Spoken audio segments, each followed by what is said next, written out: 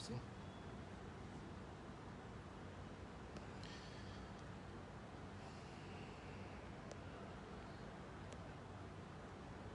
Je me suis identifié déjà, je l'identifie.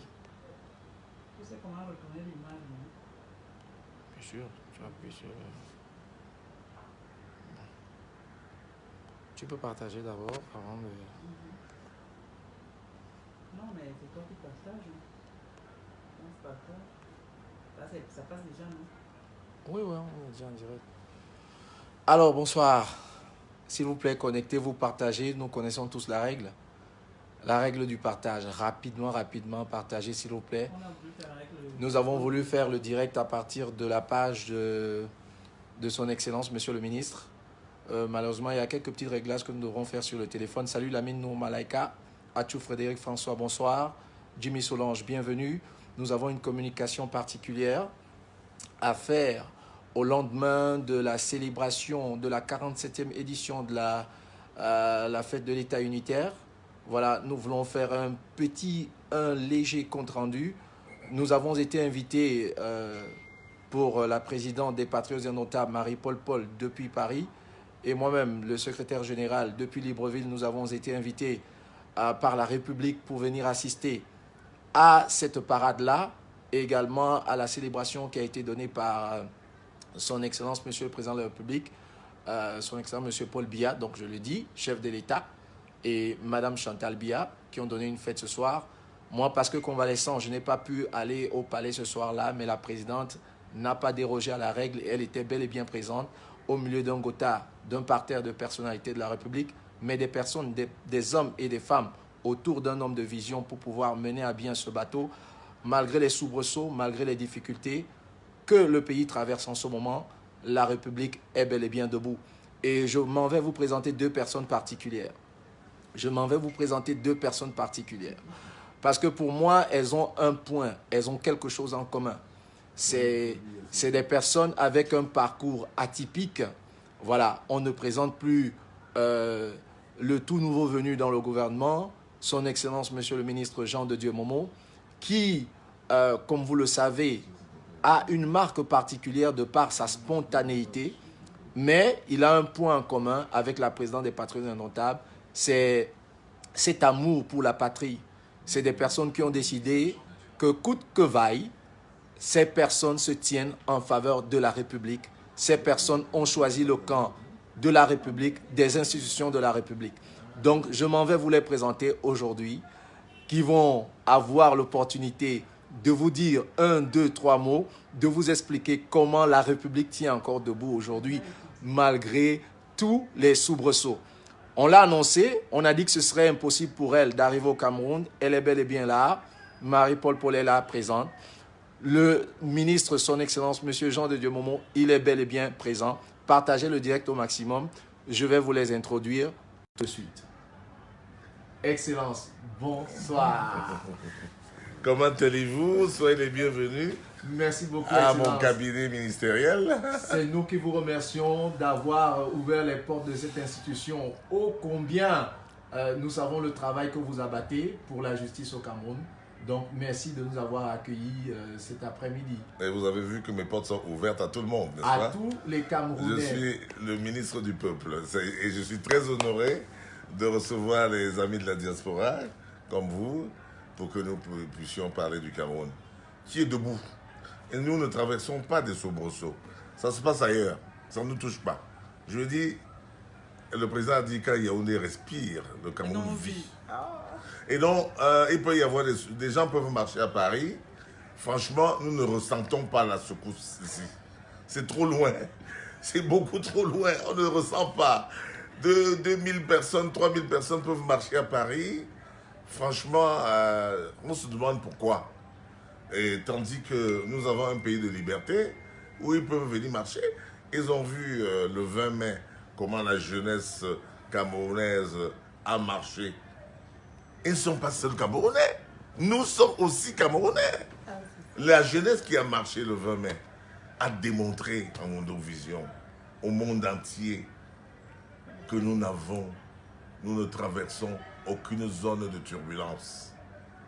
Et des gens qui se sont pris au piège de l'immigration. Parce que c'est un piège. Les gens se sont pris au piège de l'immigration.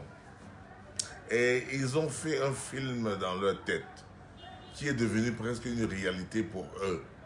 Mais qui pour nous, qui sommes, n'est-ce pas, des parents compatissants, nous comprenons leurs problèmes.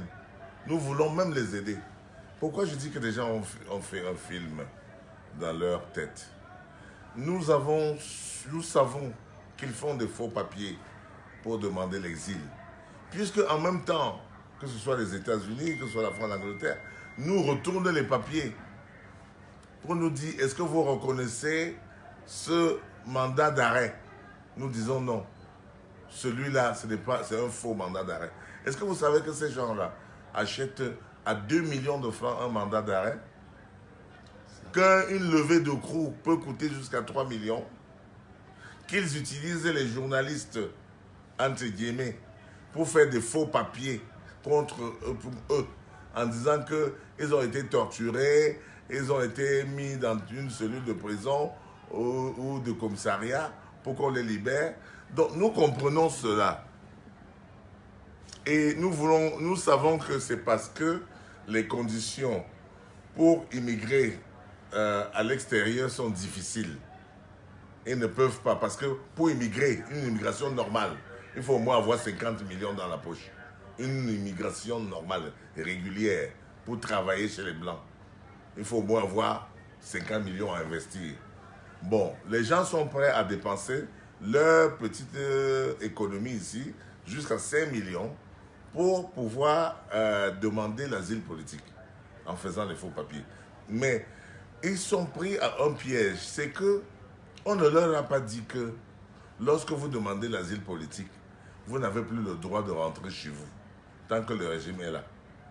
Au départ, ils venaient, ils passaient par le Gabon, ils s'arrêtaient là-bas, ils changeaient leur passeport, ils rentraient avec le passeport camerounais, nous ne disions rien, on l'accepte.